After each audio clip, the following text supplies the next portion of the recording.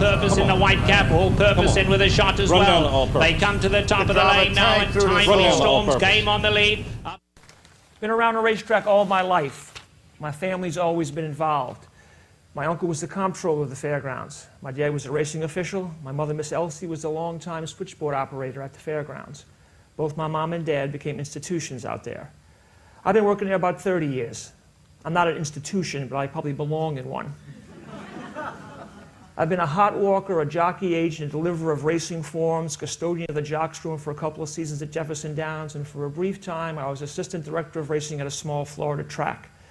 But mostly I've been a mutual clerk. More money's passed through these hands than I'd like to admit to, but it was all just passing through. I've been to a lot of racetracks around the country, and like most things in New Orleans, I think that the fairgrounds is unique. For the longest time, in cities like New York or Chicago, there were always Major League sports teams that became institutions. Cubs and Wrigley Field, the Yankees and Yankee Stadium, Boston Garden and the Boston Celtics. But for the longest time, the fairgrounds was the only game in town. For all practical purposes, the fairgrounds is our Wrigley Field.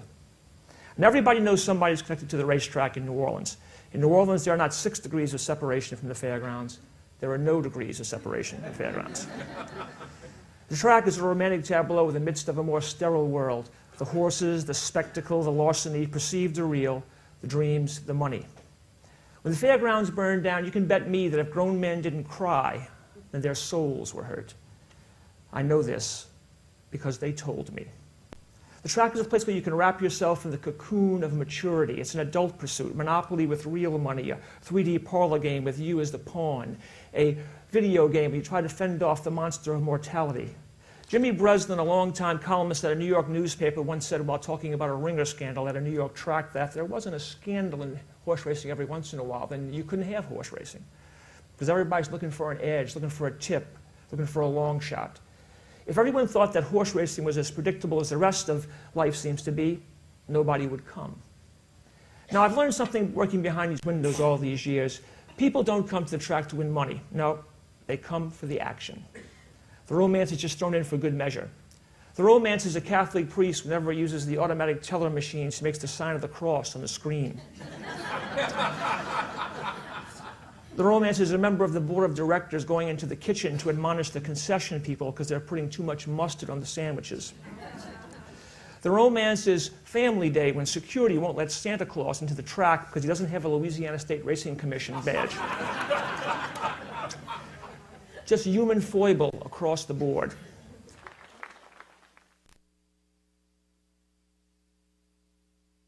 The fifth race, give me $10 to win on the 7th. Thank you. Thank you. I used to love to smoke. For me, smoking cigarettes and going to the fairgrounds went hand in hand. And then I quit about a year after my best day ever. It was the Friday before Mardi Gras, 1982, and I was having one of those days.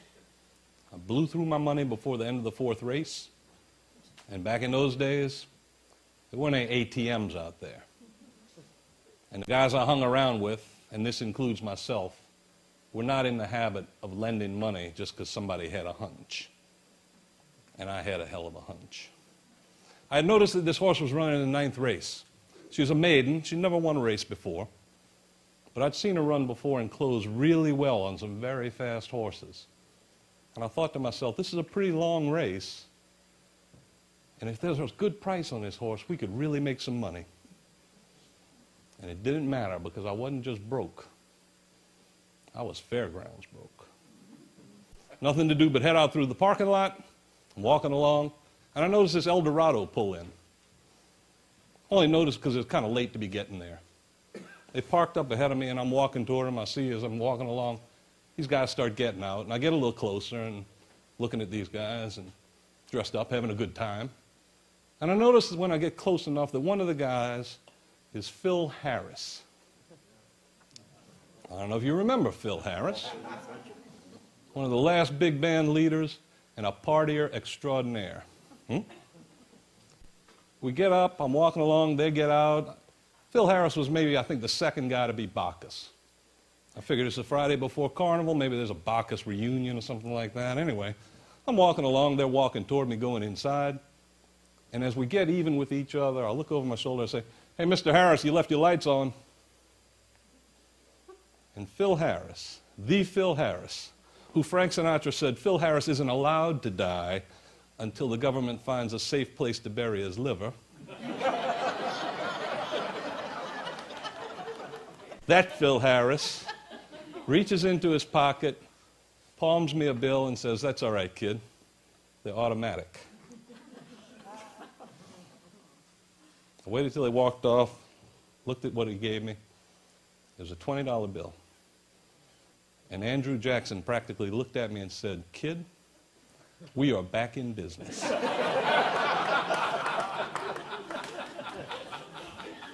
Turned around, went right back inside, found a form on the ground, picked it up, and went to work. There was 2 races left before mine, which was the 9th. Had 4 cigarettes left. Lit a cigarette and made my first bet. $8 to win on my horse. Watched that race go by, lit another cigarette, made my second bet. $4 exacta box, my horse and the chalk, my horse and the favorite. Watched the next race, lit a cigarette, made the third bet with the rest of that money.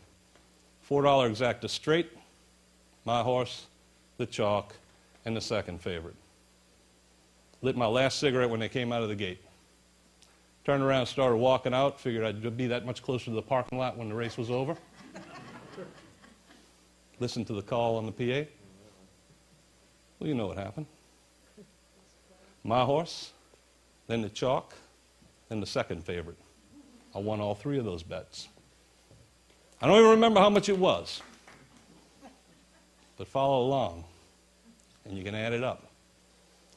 Alimony and support for me in those days was $800 a month. I paid off a year of that in advance for $9,600. Women always like that part. Rent was $500 a month. I paid off a year of that for $6,000. Car and insurance, $400 a month. I paid off a year in advance for $4,800. I bought a farm for the next day. And I took every cent of the rest of that money and spent it on maybe 22 cartons of cigarettes and stacked them up in the top of my closet.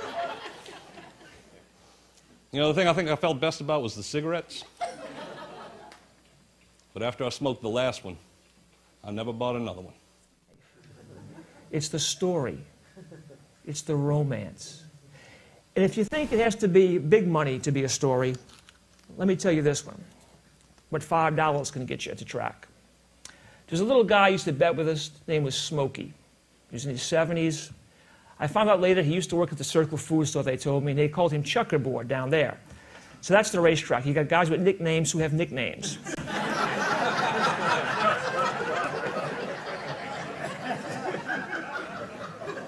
And he was a nice little guy. He was real funny. He couldn't read, and he would ask me to read the form for him or the program.